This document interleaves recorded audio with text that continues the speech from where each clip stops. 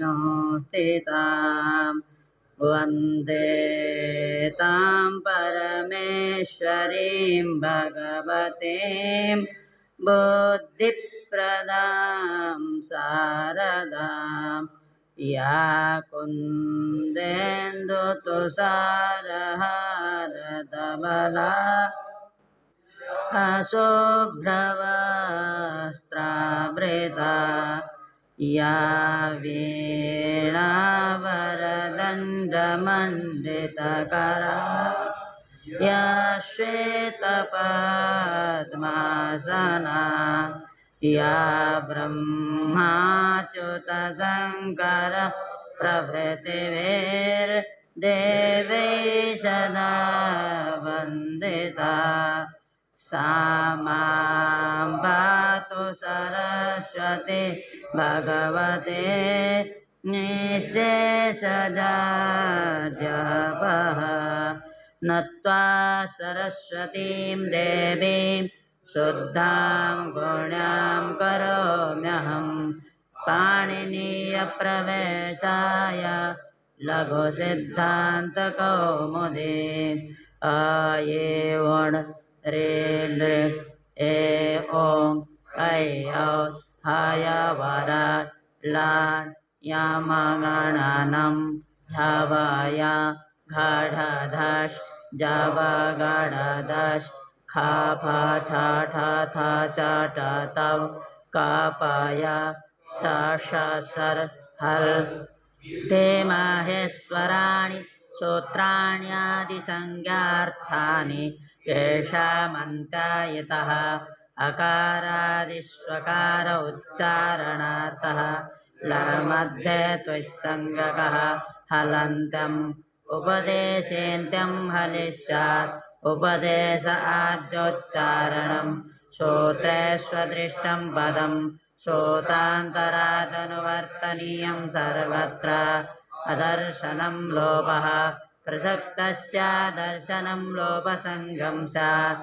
तस्य लोपः तस्येतो लोपः स्यात् नादयो नादर्थाः आदिरन्तेन सहेता अन्ते नेता सहित आदिर्मध्यगानां स्वस्य च संज्ञा स्यात् यथा णेति आयि वर्णानां संज्ञा एवमचल अलित्यादयः ऊकालोच्छ्रस्व दीर्घप्लुतः ऊश्च ऊश्च ऊश्च वह वां काल इव कालो यस्य नोत्कर्मा ह्रस्व दीर्घप्लुतः संगस्य समुदात्तादिभेदेन त्रिधा उच्चैरुदात्तः नीचैरनुदात्तः समाहारः स्वरितः स नवविधोऽपि प्रत्येकमनुनासिकत्वाननुनासिकत्वाभ्यां द्विधा मुखनासिकावचनोऽनुनासिकः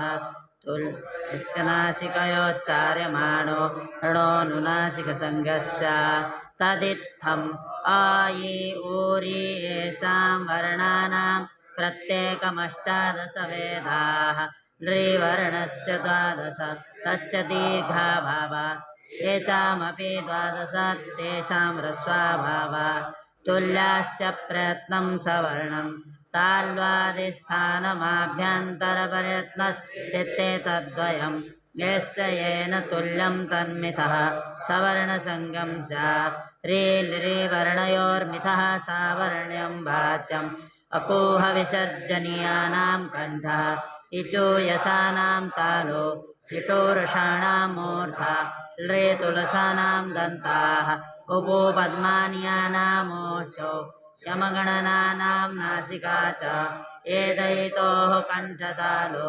बोधौतोः कण्ठोष्ठं वकारस्य दन्तोष्ठं जुह्वामूलीयस्य जुह्वामूलं नासिकानुस्वारस्य यत्नो द्विधा आभ्यन्तरो बाह्यश्च आद्यः पञ्चधा विपरीतभेदा तत्र स्पृष्टं प्रयत्नं स्पर्शानां स्पृष्टमन्तस्थानाम् ईषत्पृष्टं स्वराणां ह्रस्वस्य वर्णस्य प्रयोगे संवृतं प्रक्रियादशायां तु विवृतमेव बाह्यप्रयत्नस्त्वेकादशदा व्यारः संवारः नादो घोषो अघोषो अल्पप्राणो महाप्राणो दत्तनुदात्त शोरितश्चेति श्वासाघोषास असंवारनादघोषास वर्गाणां प्रथम तृतीय पञ्चमा यणश्चाल्पप्राणाः वर्गाणां द्वितीय चतुर्थौ षलश्च महाप्राणाः पदयो मावसानाः स्पर्शाः योधस्थाः शलौष्माणः अचस्वराः।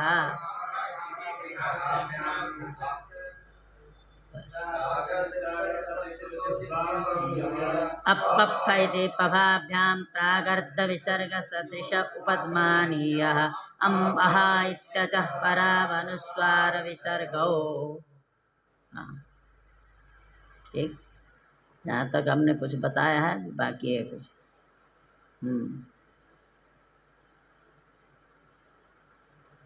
उच्चारण स्थान हमने बताया आप लोगों को, है ना। अब प्रयत्न बताया। प्रयत्न दो प्रकार के होते हैं, उनमें जो एक प्रथम है आभ्यंतर, उसके 5 भेद होते हैं। ठीक है, उसके कितने भेद होते हैं? प्रयत्न 2 प्रकार के हैं। कौन कौन से हैं? आभ्यंतर और बाह्य। अब आभ्यंतर के 2 भेद हैं। कौन कौन है? अच्छा, आभ्यंतर के 5 भेद हैं। कौन कौन से हैं? स्पृष्ट, ईषद पृष्ठ, ईषद विवृत, संभेद, ये 5 भेद है, ये बताया था, है ना। कवर्ग का उच्चारण स्थान क्या बताया? कंठ। पहले को वर्ग कितने होते हैं? 5 होते हैं। ठीक है, वर्ग कितने होते हैं? 5 होते हैं। हर वर्ग में कितने वर्ण आते हैं? 5 आते हैं। ठीक है, तो कवर्ग का यदि कंठ है तो उसमें जो आते हैं सारे का कंठ। ठीक है, कवर्ग का क का है, कवर्ग का हमने कंठ कहा, इसका मतलब पूरे का कंठ हुआ। चवर्ग का क्या है? तालु। टवर्ग का मूर्धा, और तवर्ग का एक पवर्ग का कवर्ग, चवर्ग, टवर्ग, तवर्ग, पवर्ग, है ना। पवर्ग, तवर्ग, टवर्ग, चवर्ग, कवर्ग। उल्टा भी बोलो, पवर्ग, तवर्ग, टवर्ग, चवर्ग, कवर्ग। ठीक है, कवर्ग का उच्चारण स्थान, कवर्ग का उच्चारण स्थान, आकार का उच्चारण स्थान, विसर्जनीय विसर्ग का उच्चारण स्थान, हकार का उच्चारण स्थान, कंठ। ठीक है, अब देखिए आपको थोड़े से बताना पड़ेगा। यद्यपि विसर्जनीय विसर्ग का उच्चारण स्थान कंठ बताया है, ये पूर्ण नहीं है। ठीक है, इसमें कुछ कमियां हैं, उनको इस तरह से बता दिया है तो उनका वो तो नहीं कर सकते। लेकिन जब पाणिनि जी स्वयं ही जब अपना वो बताते हैं पाणिनीय शिक्षा में, कहते विसर्ग का केवल कंठ ही नहीं होता उच्चारण स्थान, तो क्या होता है, जैसे आकार के बाद यदि विसर्ग का उच्चारण तो अच के बाद ही होगा ना। यदि हल हो तो उसके बाद उच्चारण विसर्ग का, विसर्ग लगता ही नहीं है, अचों के बाद ही विसर्ग लगता है। तो जब अचों के बाद में विसर्ग लगता है तो अच देखेंगे, अच कौन सा बैठा है, किसके बाद में वो विसर्ग है, उसके आधार पर हम उच्चारण स्थान का निर्धारण करते हैं। यदि अ के बाद होगा तो हम कंठ कहेंगे, अगर इकार के बाद होगा तो कंठ नहीं, तालु हो जाएगा। उकार के बाद में होगा ओष्ठ होगा, रिकार के स्थान पर बाद होगा मूर्धा कहेंगे। ठीक है, और रि के बाद होगा तो आपको ये विशेष ध्यान रखना है, इन्होंने नहीं बताया, आपको ये ध्यान रखना पड़ेगा। ठीक है, आश्रय स्थान भागिनः ऐसा कहा पाणिनीय शिक्षा में। वो विसर्ग जो होते हैं वो आश्रय के आधार पर निर्धारित होते हैं। आश्रय, क्योंकि अच तो उसका आश्रय विसर्ग के लिए, जब तक अच नहीं रहेगा तब तक हम विसर्ग नहीं बोल सकते। तो हम देखेंगे किस अच के बाद में उस विसर्ग का प्रयोग किया गया है, ये देखेंगे।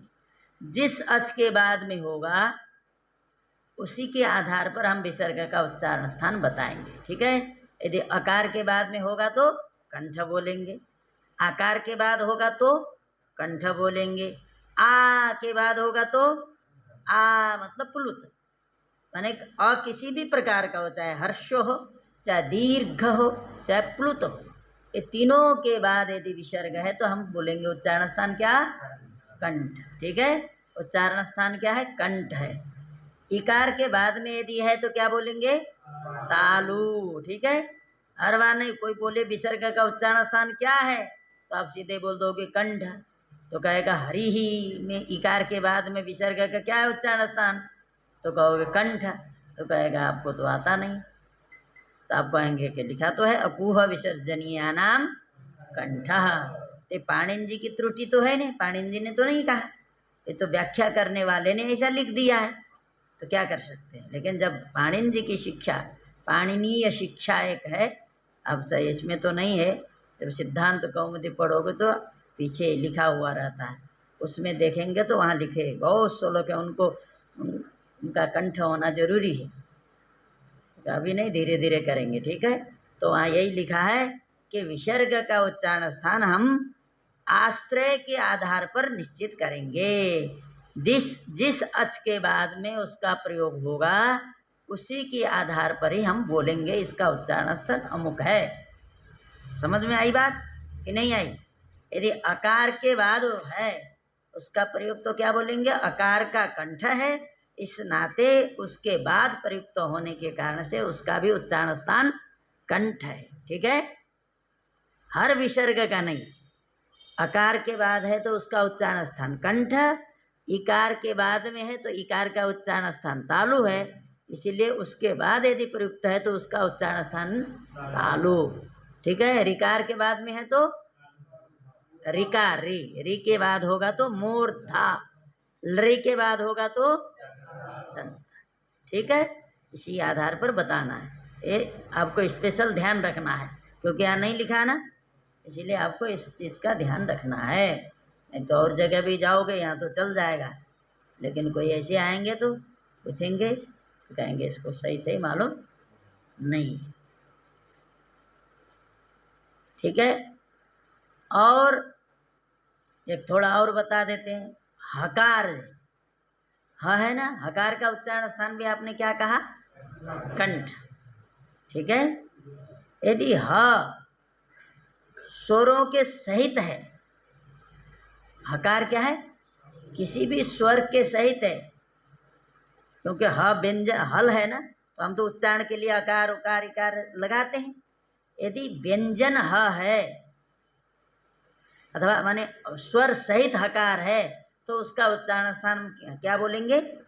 कंठ बोलेंगे। ठीक है, कुछ भी लगा हो क्या बोलेंगे? कंठ बोलेंगे। लेकिन ह में स्वर नहीं लगा है, यदि आगे वर्ण का पंचम अक्षर, वर्णों का पंचम अक्षर प्रयुक्त है तो उसका उच्चारण स्थान हम कंठ नहीं बोलेंगे, क्या बोलेंगे? उरह। उरह छाती, शीना बोलते हैं ना, उन्होंने यही प्रयोग किया उरह, उसका उच्चारण स्थान क्या मानना चाहिए? उरह। पंचम वर्ण ध्यान दे, ब्रह्मा, ब्रह्मा पंचम वर्ण है कि ना? म, ब्रह्मा, हा हल है ना, ब्रह्मा बोलते हो, ब्रह्मा। अब कुछ तो हा बाद में बोलते, म पहले बोलते, ब्रह्मा ऐसे बोल देते, ब्रह्मा पहले ह है उसके बाद म है ना, तो क्या बोलेंगे? ब्रह्मा, ब्रह्मा, ब्रह्मा। तो यहाँ ह के बाद कोई स्वर लगा है? ह तो हल है ना, नहीं आ रहा है। ब्र व प्लस र, र प्लस अ प्लस ह प्लस म प्लस आ, ब्रह्मा जब बोलेंगे तो ऐसा है ना। तो इसका मतलब ह प्लस क्या है? म है। म क्या है? वर्ग का पांचवा अक्षर है कि नहीं है, तो इसीलिए उसका उच्चारण कंठ नहीं होगा, उसका उच्चारण स्थान उरह, ऐसा कहा उरह। क्या है उच्चारण स्थान? तो बोलेंगे उरह, ये मानना है। ठीक है, पंचम, क्या पंचम? ङ ञ ण न म, ये पांचवा अक्षर हो। हकार के बाद ह यदि हल है, उसके बाद पंचम वर्ण प्रयुक्त है तो उनका उच्चारण स्थान, तुम लोगों को भी पता नहीं, नई चीज सीखे। हाँ, तो नई चीज सीखने को मिलेगी कि नहीं? हाँ, कोई नहीं बताएगा। क्या मानना है? उरह, उसका उच्चारण स्थान उरह, या नहीं लिखा, उच्चारण स्थानों में बताया ही नहीं। उरह उच्चारण स्थान। जब पांचवा अक्षर ध्यान रखना है, पांचवा। हाँ, अब एक दे दिया ना, अब सबके उच्चारण तुमको बहुत मिलेंगे, खोजोगे तो मिलेंगे। हाँ हाँ हाँ, भाई पांचवा आएंगे और भी शब्द, अभी तत्काल एक तो समझ लिए ना। ब्रह्मा होंगे जरूर, तो तत्काल में वही आया तो हमने बता दिया। और दूसरा क्या है? ये भी है,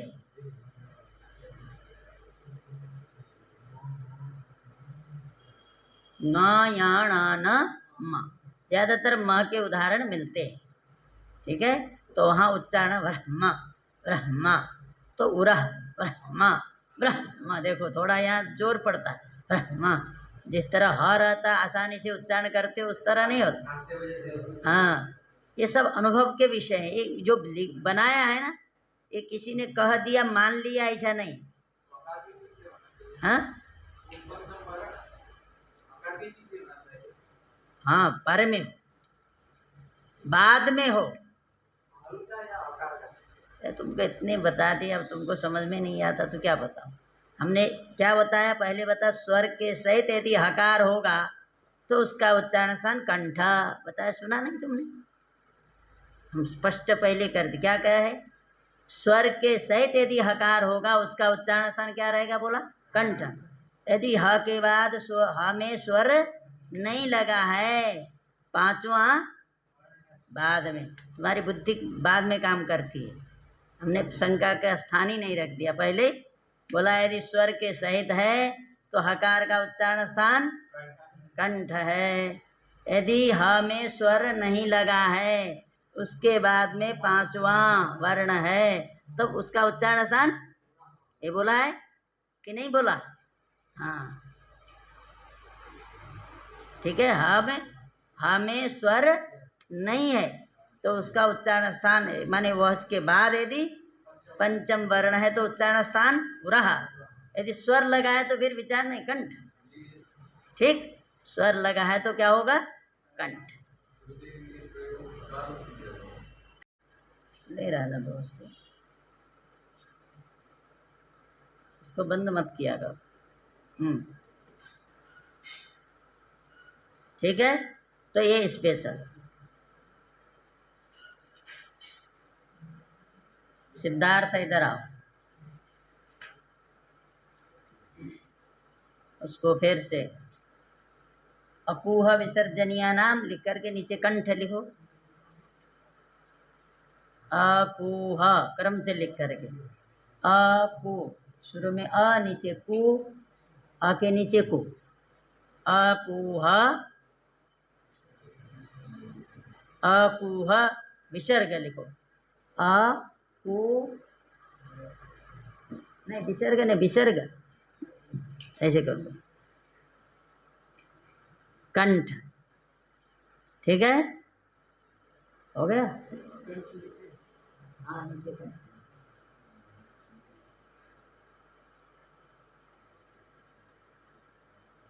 अब उसी तरह ईचू, ईचू य स, तालु।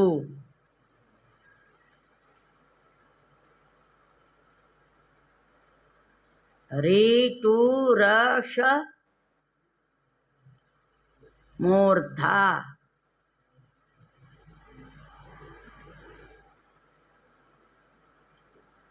री टू लस,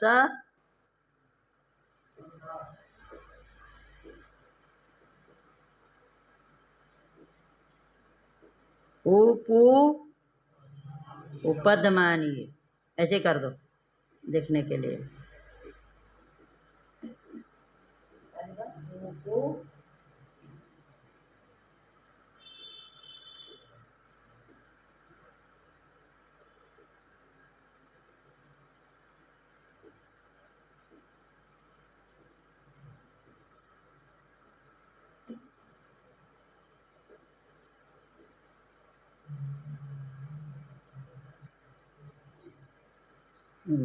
आगे आगे यमगणन नासिका।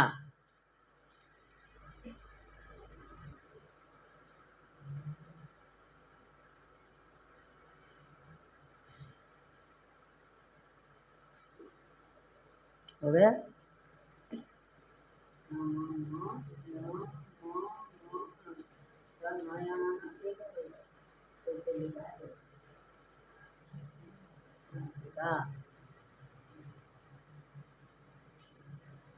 तो ए आई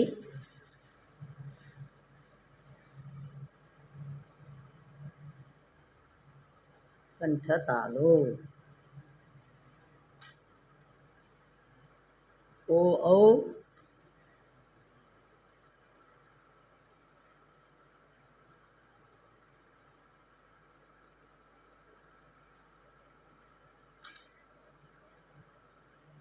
कंठ ओष्ठ व दंत ओष्ठ।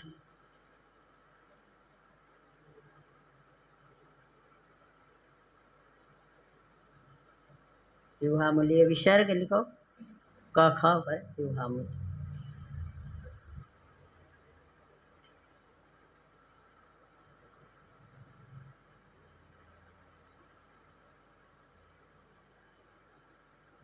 युवामूल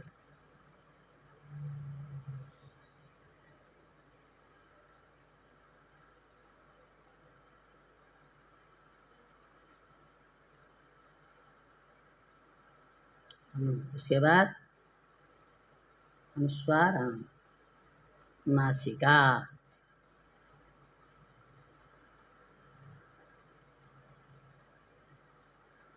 ठीक है। प्रयत्न लिखो अभ्यंतर बाह्य। अभ्यंतर के लिए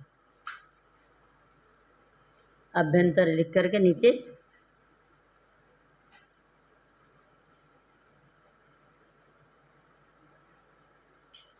5 भेद। स्पृष्ट हाँ स्पृष्ट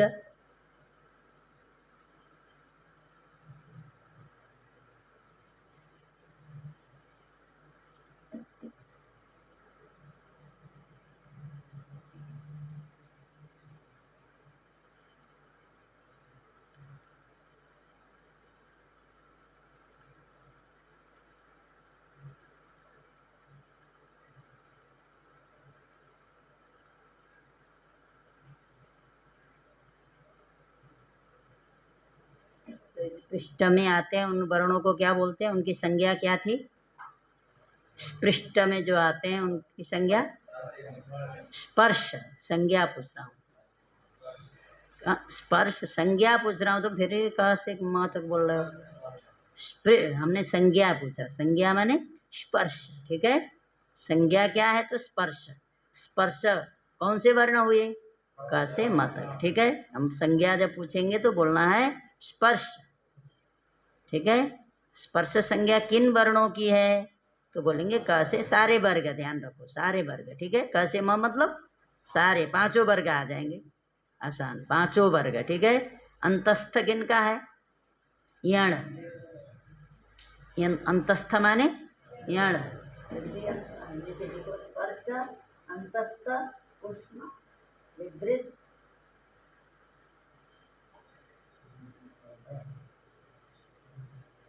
अंतस्थ उष्ण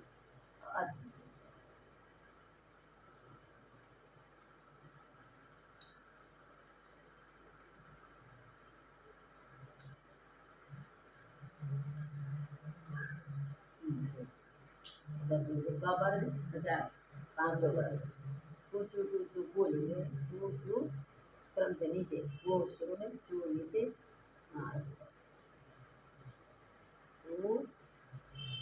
पू, वर्ग पकड़ोगे ना, कू चू टू तू, कू माने कुवर्ग कवर्ग, चू माने चवर्ग टवर्ग तवर्ग पवर्ग सारे या वराला।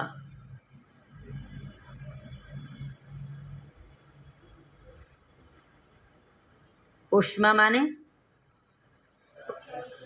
तीनों सकार और हकार, उष्मा माने तीन सकार और हकार, सल, ठीक है, सल। स्वर माने अच, स्वर माने अच।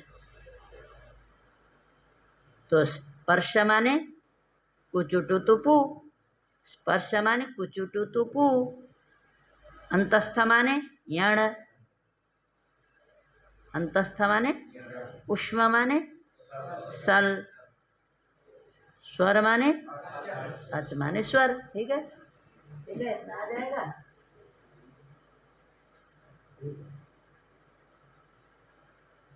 ठीक, अब कोई दिक्कत है? अब दिक्कत है कुछ नहीं? अब हम आगे और नहीं समझ में आया और आएगा, चलिए। अब तुल्यास्य प्रयत्नम का अर्थ लिखिए। तुल्यास्य प्रयत्नम प्रथमैकवचनान्तम।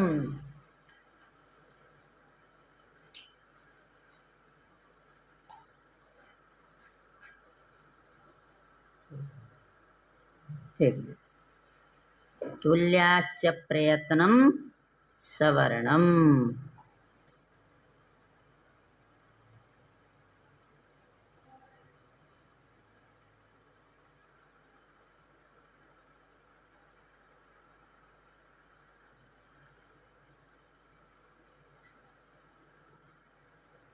तुल्यास्य प्रयत्नम, तुल्यास्य प्रयत्नम प्रथमैकवचनान्तं पदम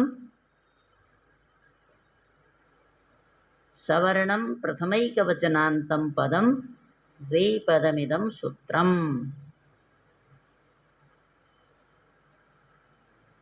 तुल्यास्य प्रयत्नम प्रथमैकवचनान्तं पदम सवर्णम प्रथमैकवचनान्तं पदम द्विपदमिदं सूत्रम, ठीक है। सूत्रेस्मिन् द्वे पदे स्तः, ठीक है, सूत्रेस्मिन् द्वे पदे स्तः।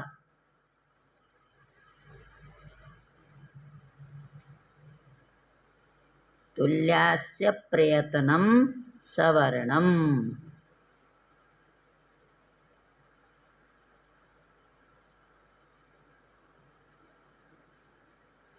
अब देखिए यहाँ तुल्यास्य प्रयत्नम लिख रहा है ना, यहाँ दो चीज, अब हमने समास नहीं बताया। यहाँ तुल्य क्या लिया, तुल्यास्य प्रयत्नम, ठीक है।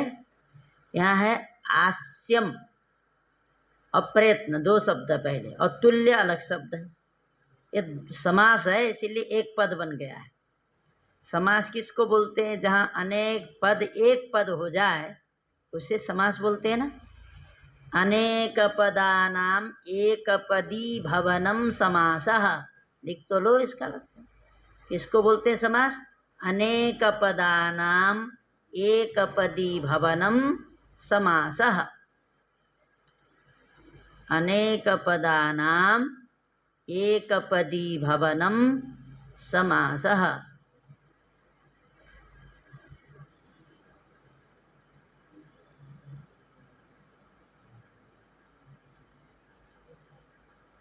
अनेक पदानाम एक पदी भवनम समासः। जहाँ अनेक पद एक पद हो जाए उसी को बोलते हैं समास। जहाँ अनेक पद मिलकर के एक पद बन जाए उसे बोलते हैं समास, ठीक है। तो ये तीन पद मिलकर के एक पद बन गया। तुल्यास्य प्रयत्नम, तुल्य आस्य प्रयत्न, तीन पद मिलकर के एक पद हो गया। पहले तो अलग अलग पद थे, समास होने के बाद तीनों पद मिलने के बाद एक पद बन गया, उसे समास, ठीक है। अब यहाँ आस्य का अर्थ है, यद्यपि आस्य का अर्थ सामान्य रूप से तो मुंह होता, मुंह तो जिससे खाते हो, मुख अर्थ है, ठीक है। किसका? आस्य का अर्थ। लेकिन ये आस्य शब्द से भी तद्धित प्रत्यय होने के बाद आस्य बना है। पहले से ही यह आस्य है, आस्य, उससे तद्धित यत प्रत्यय होकर के आस्य शब्द बना है। आस्य शब्द से पुनः यत प्रत्यय होकर के आस्य शब्द बना है, तो इसका अर्थ हो जाता है मुंह में होने वाले। आस्य का अर्थ था मुंह, जब उससे तद्धित यत प्रत्यय हो गया भव अर्थ में, तो अर्थ हो गया आस्य में होने वाले, उनको कहा जाएगा आस्य। तो आस्य में क्या होते हैं? मुंह में ये स्थान, मुंह के अंदर ही तो होते हैं सब। कंठ, दंत, मूर्धा, दंत, या कंठ, तालु, मूर्धा, दंत, ओष्ठ, ये सब कहाँ है? मुंह के अंदर है। इसीलिए आस्य का अर्थ हुआ तालवादि स्थान लिख रहा है। वृत्ति में क्या लिखा है? आस्य का ही अर्थ लिख रहा है। आस्य का अर्थ है मुंह में होने वाले, तो मुंह में होने वाले क्या है? स्थान। कौन से स्थान? तालवादि। अब आप कहोगे सबसे पहले कंठ है, इसके बाद हमको बताना पड़ेगा। फिर कहा कि सबसे पहले तो कंठ है, तो कंठादि बोलना चाहिए। बोला क्या है? तालवादि। ये बात फिर होगी, तो सबसे पहले कंठ है तो कंठादि बोलना चाहिए ना। क्या लिखा है? तालवादि। अब इसके भी स्पेशल है, कुछ अभिप्राय है, अभी बताते हैं। तो मान लो, ले लो, क्या है? जो मुंह में उच्चारण, माने मुंह में जो रहते हैं उनको बोलते हैं आस्य। तो इसका मतलब तालवादि। ठीक है, तालवादि हो गया। अब प्रयत्न का मतलब दो प्रकार के बताए थे। यत्न बताया था, वहाँ यत्न शब्द, यत्नो द्विधा लिखा है। यत्न दो प्रकार के हैं, है ना। तो उसमें यहाँ दिया प्रयत्न, तो प्र देने के, यत्न के जब दो अर्थ हैं, तो यत्न लिखते वहाँ तुल्यास्य यत्नम, सवर्णम लिखते, क्या लिखते? तुल्यास्य यत्नम लिखना चाहिए, वहाँ प्रयत्नम लिखा। तो प्र लिखने का कारण कुछ विशेष है। तो प्र के कारण से यहाँ अभ्यंतर में क्या, प्रयत्न में से अभ्यंतर लिया जाता है। आस्य से क्या लिया? क्या लिया आस्य से? तालवादि स्थान। बोलो, आस्य से क्या लिया? तालवादि स्थान। प्रयत्न से यहाँ क्या लेंगे? जब प्रयत्न दो हैं तो दोनों में से कौन सा लेंगे? आभ्यंतर लेंगे। आभ्यंतर क्यों लेंगे वो भी बताते हैं हम अभी। सब इतना समझ लीजिए, आस्य से क्या लेना है? स्थान। और प्रयत्न से क्या लेना है? आभ्यंतर प्रयत्न। ठीक है, आस्य से क्या लेना है? तालवादि स्थान माने उच्चारण स्थान। आस्य से लेना है यहाँ, मुंह नहीं लेना है, मुख अर्थ नहीं है यहाँ, उसका अर्थ है उच्चारण स्थान, अर्थात तालवादि। ठीक है। और प्रयत्न का अर्थ क्या है? आभ्यंतर प्रयत्न। ठीक है, प्रयत्न शब्द से क्या लेना है? आभ्यंतर प्रयत्न। ठीक है, आस्य माने तालवादि स्थान, प्रयत्न माने आभ्यंतर प्रयत्न। ठीक हो गया। इन तुल्यो, ये दोनों जिनके तुल्य हैं, तुल्य माने समान, जिन, अब क्या, तालवादि स्थान, आभ्यंतर प्रयत्न, इन दोनों जिनके समान हैं, तुल्य माने समान, तो उनकी परस्पर में क्या होती है? सवर्ण संज्ञा। सीधा अर्थ लिख लो तब बताता हूं। तालवादि माने जिस वर्ण के, लिखो,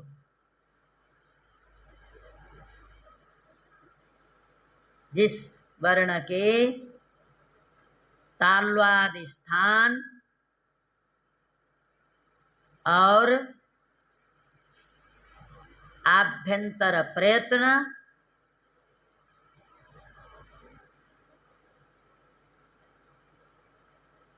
ये दोनों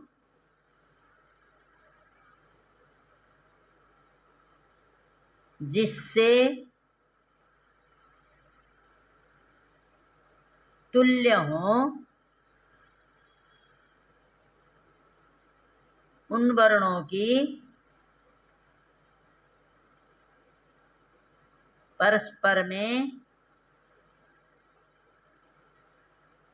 सवर्ण संज्ञा होती है। सवर्ण संज्ञा होती है, जिसके जिस वर्ण के ताल्वादिस्थान और आभ्यंतर प्रयत्न ये दोनों जिससे तुल्य हो, उन वर्णों की परस्पर में सवर्ण संज्ञा होती है। अब देखो हमने जिसके बोलते थे शुरू में भी जिनके बोले, क्योंकि यस्य लिखा है हमने इसीलिए बोल दिया एक बार। ठीक है, एक की तो सवर्ण संज्ञा होती नहीं, होती तो कई की है। देखिए जिसका ताल्वाद स्थान, अब कुल मिलाकर के आपको दो चीज देखना है, उच्चारण स्थान और आभ्यंतर प्रयत्न। क्या देखना है? आभ्यंतर प्रयत्न। ये दोनों क्या, उच्चारण स्थान और आभ्यंतर प्रयत्न जिनके समान हैं उनको हम कुल मिला करके क्या कहेंगे? सवर्ण कहेंगे। सवर्ण संज्ञा होती है, मतलब उनको हम सवर्ण कहते हैं। किनको कहते हैं? जिनका उच्चारण स्थान और आभ्यंतर प्रयत्न में जो 5 भेद बताए गए हैं उनमें से यदि समान हो तो क्या कहेंगे? सवर्ण। जैसे उदाहरण के लिए लेते हैं क और ख, क और ख ये दोनों सवर्ण हैं या नहीं, हम परीक्षण करते हैं। क और ख ये दोनों को हम सवर्ण कहेंगे या नहीं कहेंगे? तो उच्चारण स्थान दोनों का क्या है? कंठ। और दोनों का अभ्यंतर प्रयत्न में से कौन सा है? हाँ, स्पृष्ट प्रयत्न है, तो संज्ञा है। क्या है? स्पृष्ट प्रयत्न। इसका मतलब क का भी उच्चारण स्थान कंठ, ख का भी उच्चारण स्थान कंठ। उच्चारण स्थान दोनों का तुल्य है, समान है। और आभ्यंतर प्रयत्न में भी दोनों का पृष्ठ प्रयत्न है। इसका मतलब दोनों का समान हो गए। इसका मतलब ये दोनों सवर्ण हैं, दोनों को हम कहेंगे सवर्ण है। समझ गए कि नहीं? उच्चारण स्थान भी दोनों का कंठ है और आभ्यंतर प्रयत्न में से जो क्या है? स्पृष्ट प्रयत्न ही दोनों का है। इसीलिए हम क्या कहेंगे? दोनों को। तो इसका मतलब उच्चारण स्थान एक होना चाहिए और आभ्यंतर प्रयत्न भी एक होना चाहिए। दोनों का, दोनों वर्णों का क्या होना चाहिए? उच्चारण स्थान एक हो, और कई सारे भी हो सकते हैं, मतलब मत समझे कि दो ही केवल सवर्ण होंगे। ठीक है। और क और अ दोनों सवर्ण है कि नहीं बताइए? क और अ, दीपक बताओ। क और अ दोनों सवर्ण है? हाँ, देखो बिना सोचे ही बोल रहा है, इतनी आसान। क्यों नहीं है? किसने बोला नहीं है? भाई हमने, देखो ध्यान दो, हमने कहा उच्चारण स्थान और आभ्यंतर प्रयत्न दोनों पर आप लोग दृष्टि नहीं डाल रहे हो। उच्चारण स्थान तो एक है दोनों का, कंठ, लेकिन आभ्यंतर प्रयत्न में अ चला गया विपरीत में, क कहाँ है? स्पृष्ट, अलग अलग हो गया। तो कैसे दोनों सवर्ण होंगे? एक होना चाहिए ना। उच्चारण स्थान मात्र एक होने से नहीं चलेगा, उच्चारण स्थान भी एक हो और आभ्यंतर प्रयत्न में जो 5 बताएगा उनमें से भी एक हो दोनों का, तब हम सवर्ण कहेंगे। समझ गए? क अ का दोनों का उच्चारण स्थान तो एक है, ठीक बात है, लेकिन आभ्यंतर प्रयत्न तो एक नहीं है ना दोनों का। क का है स्पृष्ट और अ का है विवृत, अलग अलग हो गया।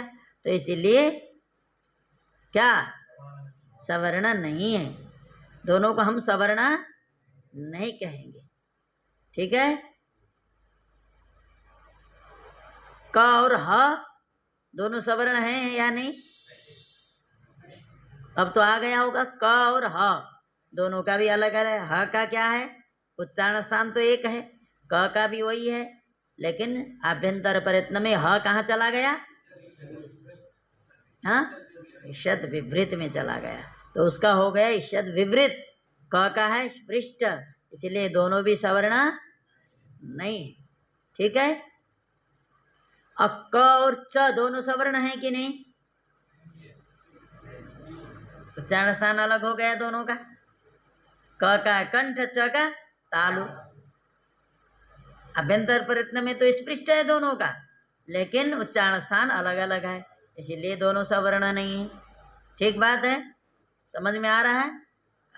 इसका मतलब उच्चारण स्थान एक होना चाहिए और अभ्यंतर प्रयत्न भी में से भी एक होना चाहिए, तब हम सवर्ण कहेंगे। ठीक है, उच्चारण स्थान एक हो। एक कुल मिलाकर के अगर इसको निचोड़ में बोल दिया जाए, एक वर्ग का वर्ण दूसरे वर्ग का, एक वर्ग का एक है, एक दूसरे वर्ग का है, दोनों कभी सवर्ण, एकदम मोटे हिसाब में समझने के लिए, एक वर्ग का एक है, एक दूसरे वर्ग का है, वो कभी भी सवर्ण नहीं हो सकते। और स्वर व्यंजन कभी भी सवर्ण, बस ये मोटे हिसाब में समझ लो, स्वर और व्यंजन कभी भी सवर्ण नहीं हो सकते।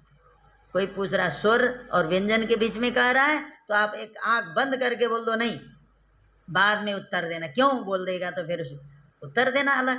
तो कोई पूछा स्वर और व्यंजन के विषय में पूछा, तो आप सट खट से उत्तर दे दो बिना रुके, नहीं है तो पूछा क्यों, तब फिर आगे बढ़ना। कहा कि भाई स्वर और व्यंजन कोई पूछ रहा है तो हो सकता है अभ्यंतर पर इतना में अलग हो जाएगा, तो इसीलिए इस कारण से ये दोनों सवर्ण। ठीक है क्या? क और च दोनों सवर्ण नहीं है। क्यों नहीं है? क्योंकि दोनों अलग अलग वर्ग के हैं। क और च वर्ग अलग अलग वर्ग के हैं, इसीलिए दोनों सवर्ण। तो हमने क्या बोला, एक वर्ग का एक है, दूसरा दूसरे वर्ग का है, तो दोनों कभी भी सवर्ण। आ रहा है समझ में? नहीं आ रहा है?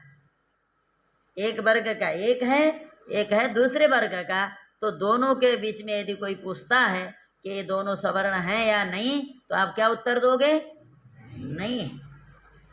स्वर और व्यंजन के विषय में कहोगे तो भी कह देना नहीं है।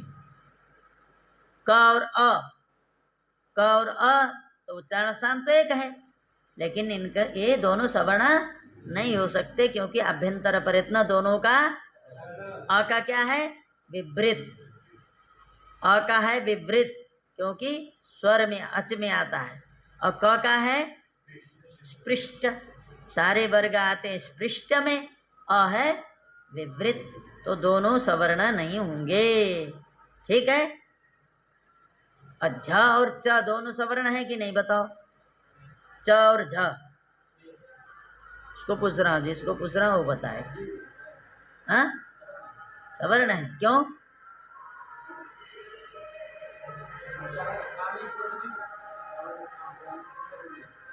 ठीक ठीक है, उच्चारण स्थान भी एक है और अभ्यंतर प्रयत्न भी एक है। क्या है अभ्यंतर प्रयत्न में?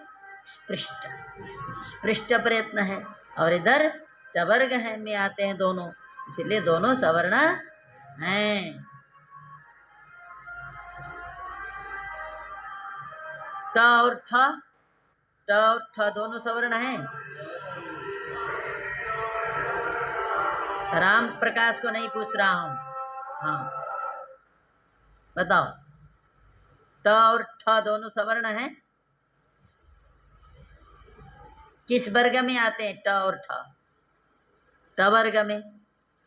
ट ठ एक ही में आया ना, ट वर्ग मतलब ट ठ ड ढ अण, तो इसका मतलब ट और ठ दोनों का उच्चारण स्थान क्या है? मूर्धा। और अभ्यंतर प्रयत्न में स्पृष्ट, तो दोनों ही सवर्ण हो गए। ठीक।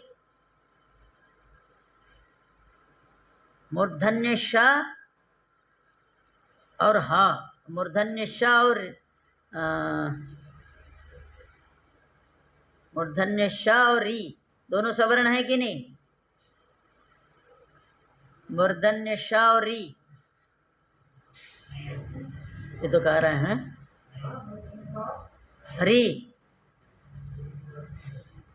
हमने पहले बोल दिया व्यंजन और स्वर कभी सवर्ण, और सोचने लग गए व्यंजन और स्वर कभी सवर्ण,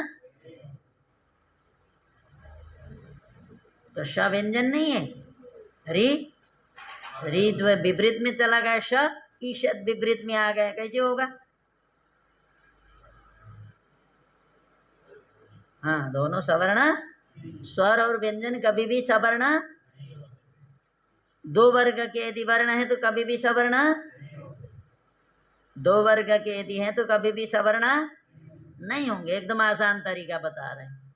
स्वर व्यंजन कभी भी सवर्ण। अब वर्ग देखना भाई, किस वर्ग का एक व्यंजन के विषय में पूछ रहा है, और एक स्वर दूसरे स्वर का कभी सवर्ण, दो स्वर हैं माने सवर्ण नहीं। और अ ई पूछेगा, और आ पूछता है तब, और आ सवर्ण है, और आ बताओ, तुमको पूछ रहा हूं बताओ, और आ। हाँ, तो इतना देर क्यों लगा रहे हो भाई, उसके सवर्ण तो अ दीर्घ हो चाहे प्लुत तो सवर्ण होते हैं, ठीक। एक का दूसरा नहीं होगा ये, और आ तो उसी के भेद हैं, वो तो अलग नहीं है, भले दीर्घ मात्रा में अलग है, भिन्नता है तो एक ही है ना। इसीलिए ई 18 का वही रहेगा, अ 18 का वही रहेगा। दूसरा यदि पूछते हैं तब बताना नहीं, ठीक है। अब तो क्लियर हो गया होगा, कोई संदेह है नहीं। तो यही बोल रहा है सूत्र, क्या बोल रहा है, उच्चारण ताल्वादि स्थान आभ्यंतर परित्न, ये दोनों जिसके ताल्वादि दिन वर्णों के ताल्वादि स्थान और आभ्यंतर अपरित्न, ये दोनों जिससे क्या हो, तुल्य माने समान हो, उन वर्णों की परस्पर में सवर्ण संज्ञा होती है, उनको हम सवर्ण कहते हैं। उनको हम क्या कहते हैं, सवर्ण कहते हैं, ठीक है। आया समझ में नहीं? अब बोल सकते हो, कोई भी पूछे। क और ट दोनों सवर्ण हैं, क्यों?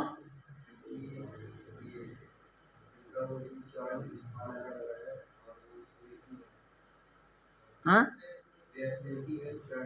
अलग है, दोनों एक होना चाहिए, समान होना, उच्चारण स्थान भी एक होना चाहिए और आभ्यंतर प्रयत्न भी एक होना चाहिए। क और ट तो अलग अलग वर्ग के हैं, इसीलिए उच्चारण स्थान अलग अलग है। अलग अलग हो गए तो उच्चारण स्थान भी अलग नहीं होना चाहिए, आभ्यंतर प्रयत्न में से भी अलग अलग नहीं होना चाहिए, तभी सवर्ण, ठीक। हाँ, ऋतु रसाणाम मूर्धा, अब ये घट नहीं रहा है इनमें, तो री और री दोनों सवर्ण हैं बोलना है, लेकिन घट नहीं रहा है इसके हिसाब से, पाणिनि जी के हिसाब से तो अब बात नहीं बन रही है, लेकिन री और री दोनों को सवर्ण संज्ञा करना आवश्यक है। इसीलिए उन्होंने देख लिया कात्यायन इसमें कुछ कमी रह जाएगी, इसीलिए उन्होंने वार्तिक बना दिया। सूत्र के हिसाब से तो री और री दोनों को सवर्ण नहीं होना चाहिए ना, तो इसलिए स्पेशल व्यवस्था किया, कात्यायन ने वार्तिक बनाया कि भाई आपके हिसाब से री री तो सवर्ण नहीं होंगे, लेकिन आप मानिए, कह रहे हमारे कहने से आप मान जाइए इन दोनों को, कहा करके वार्तिक लिखना शुरू कर दिया, ठीक है। री री वर्णयोर, यदि री और री वर्ण का भी उच्चारण स्थान अभ्यंतर परित्न, अब तो एक है, उच्चारण स्थान एक होता तो वार्तिक बनाने की जरूरत नहीं होती, इसलिए उन्होंने वार्तिक बना करके रील री को भी सवर्ण कहा, ठीक है। उच्चारण स्थान अलग अलग है, इस नाते री और री दोनों सवर्ण नहीं हो सकते। क्यों करना पड़ा ये भी जानिए, जब री और री को री की सवर्ण संज्ञा क्यों करनी पड़ी, ये भी कारण इसीलिए, जहाँ पर री और री रहेगा तो जब दोनों को हम दीर्घ करते हैं तो वहाँ दीर्घ क्या हो, क्योंकि री तो दीर्घ होता नहीं, अथवा री री के बीच में दीर्घ करें तो क्या हो, री तो दीर्घ है ही नहीं। जैसे री री के बीच में दीर्घ कर देते हो तो री हो जाता, क्योंकि री दीर्घ है। अ के बीच में दीर्घ कर देते हो तो आ हो जाता है, क्योंकि आ दीर्घ है। लेकिन री री के बीच में जब दीर्घ करोगे तो क्या करो, री तो दीर्घ होता नहीं, इसीलिए उन दोनों की जगह पर री हो जाता है। री री के बीच में जब भी दीर्घ करोगे तो क्या नहीं होता, ऐसी बात हो जाता है, लेकिन उनकी जगह पर जब भी दीर्घ होगा तो क्या होगा, अथवा री और री के बीच में भी दीर्घ होगा तो क्या होगा, री होगा, समझ गए। इसीलिए करना पड़ा, क्योंकि री दीर्घ होता तो नहीं करते, री दीर्घ नहीं होता, इसीलिए तो इसीलिए कह रहे हैं री और री वर्ण की भी, री वर्ण की लिखिए, री और ली वर्ण, री और ली वर्ण की परस्पर में सवर्ण संज्ञा कहनी चाहिए।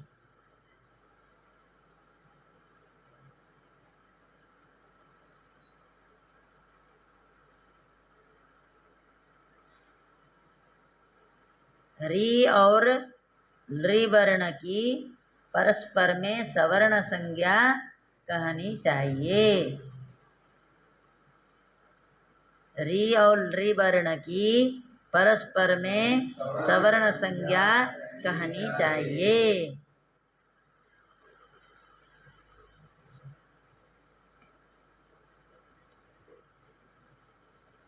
ये क्यों बोलना पड़ा? इसीलिए बोलना पड़ा क्योंकि री दोनों का उच्चारण स्थान अलग अलग है, इसीलिए सूत्र के द्वारा सवर्ण संज्ञा नहीं की जा सकती, इसीलिए वार्तिककार ने वार्तिक बनवाया। वार्तिककार कौन है? कात्यायन। वार्तिककार कौन है? कात्यायन। सूत्रकार कौन है? पाणिनि।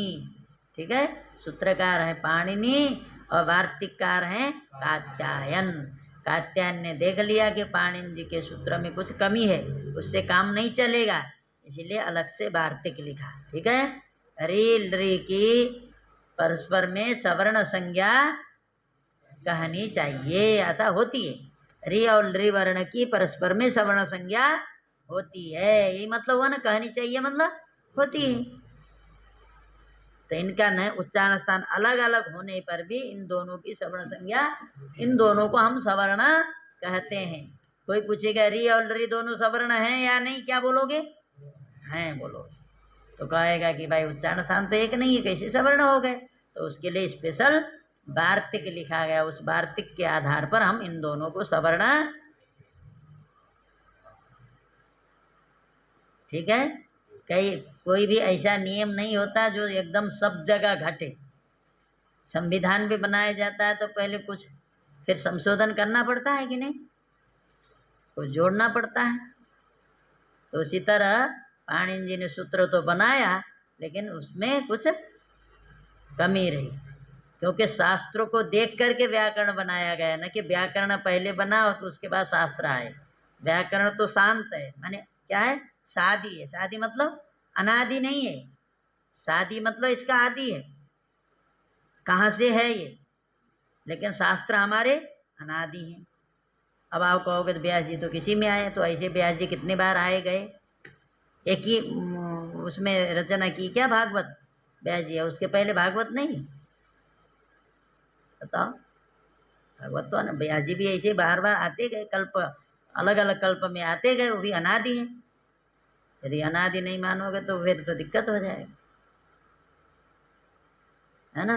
हो गया, री और ली वर्ण की परस्पर में सवर्ण संज्ञा कहनी चाहिए। अकूह विसर्जन लिखो, आप हिंदी में तो नहीं लिखे हो ना, लिख लो।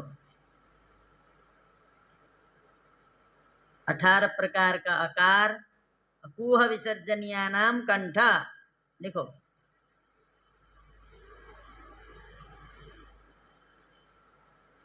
अठारह प्रकार का आकार, कवर्ग,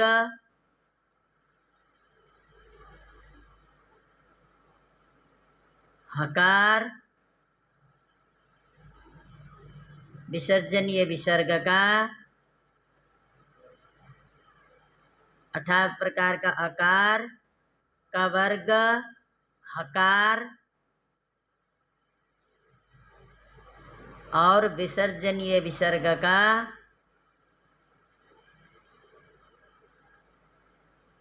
उच्चारण स्थान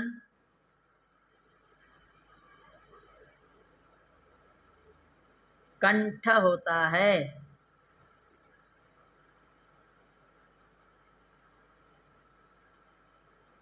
हो गए 18 प्रकार का आकार, कवर्ग, हकार, विसर्जनीय विसर्ग का उच्चारण स्थान कंठ होता है। इचु यशानाम तालु 18 प्रकार का इकार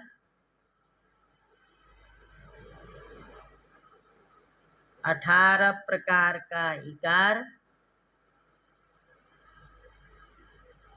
18 प्रकार का इकार चवर्ग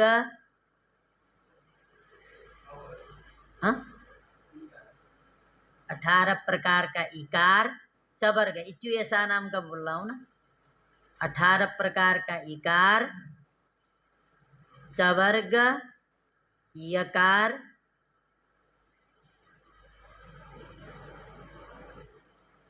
18 प्रकार का इकार चवर्ग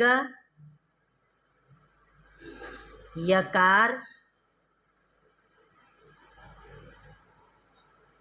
और सकार का श्याम वाला स, ठीक है, सकार का उच्चारण स्थान तालु होता है। हो गया। 18 प्रकार का इकार चवर्ग यकार और सकार का उच्चारण स्थान तालु होता है। ऋतु रसाणाम मूर्धा 18 प्रकार का ऋकार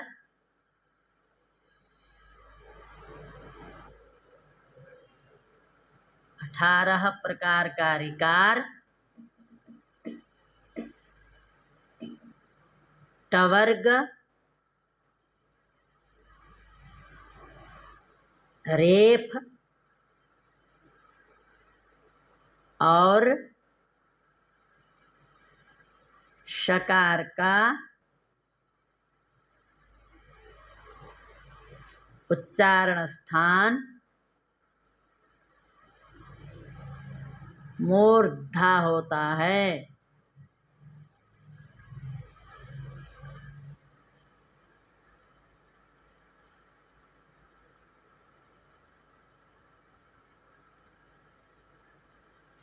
हो गया।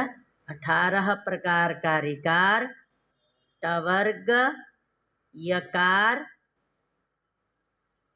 और रेप और शकार का छूट गया क्या, शकार लिख दिया, और शकार का उच्चारण स्थान मूर्धा होता है।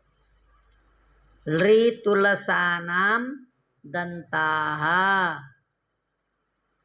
12 प्रकार का लृकार 12 प्रकार का लृकार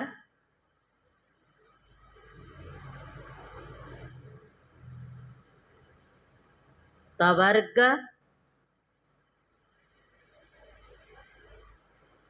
लकार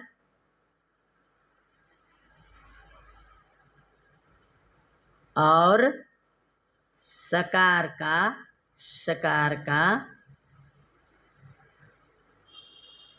उच्चारण स्थान दंत होता है। 12 प्रकार का लृकार तवर्ग लकार और सकार का उच्चारण स्थान दंत होता है। उपूपद्मानीयानामोष्ठौ 18 प्रकार का उकार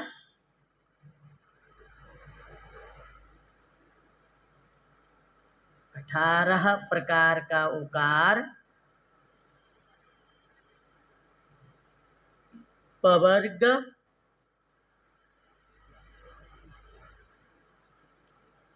पवर्ग और उपधमानीय विसर्ग का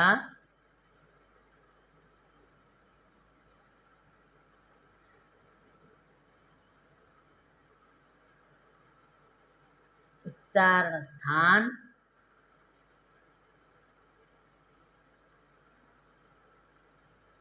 ओष्ठ होता है।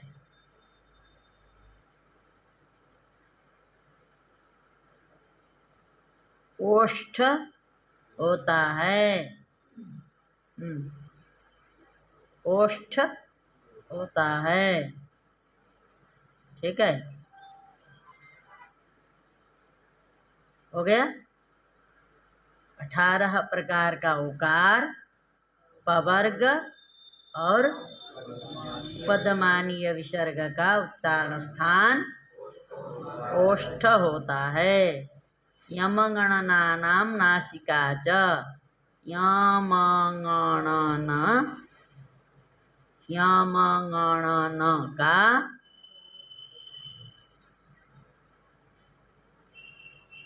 उच्चारण स्थान यमगणन का उच्चारण स्थान नासिका भी होता है।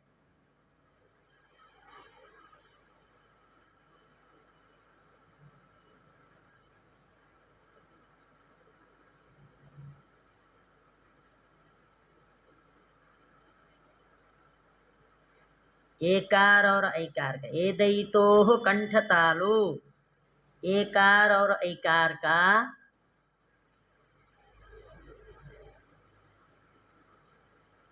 उच्चारण स्थान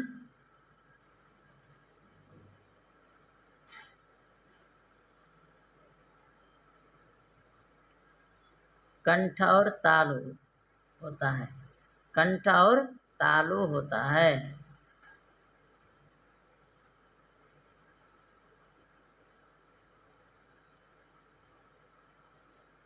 कंठ और तालु होता है। ओदौतोः ओकार और औकार का, ओकार और औकार का उच्चारण स्थान कंठ और ओष्ठ होता है।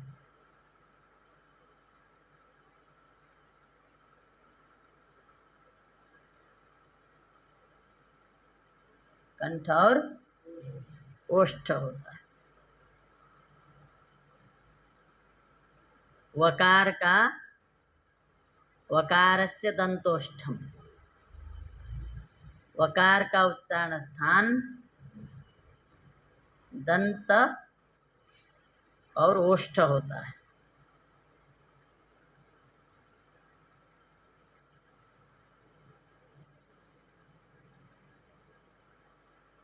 जुहा मूलीय विसर्ग का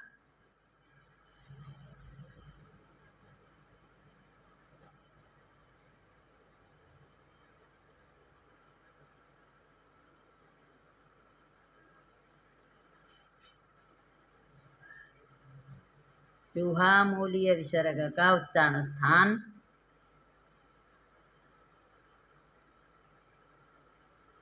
जुहा का मूल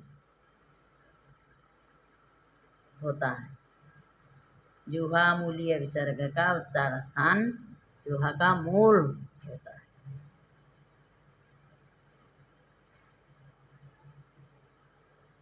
अनुस्वार का अनुस्वार का उच्चारण स्थान नासिका होता है।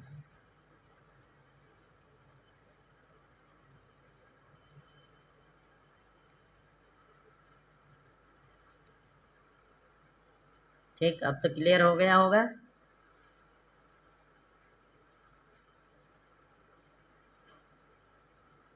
पहले समझाया, उसके बाद हिंदी में भी लिखवा दिया। कोई संदेह है आप कल पूछ सकते हैं। ठीक ठीक, पढ़िए।